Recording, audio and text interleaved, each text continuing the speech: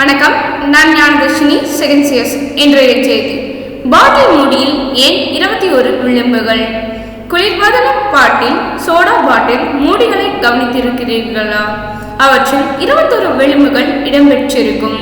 வெப்சைட்டில் வெளியான தகவல் எல்லோரது கவனத்தையும் ஈர்த்தது. அந்த காரணம் இதோ.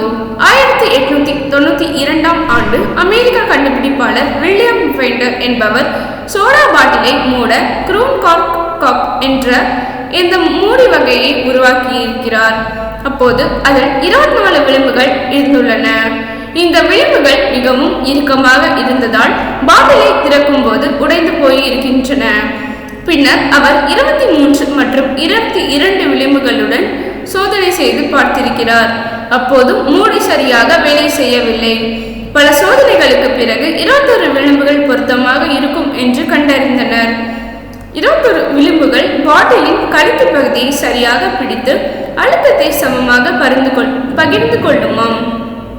எனவேதான் 1900 ஆண்டு முதல் இப்போது வரை 125 ஆண்டுகளாக குளிர்பான பாட்டில்கள் மற்றும் சோடா பாட்டில்களில் 21 விளிம்புகள் கொண்ட மூடிகளை பயன்படுத்தப்படுகின்றனவாம். நன்றி.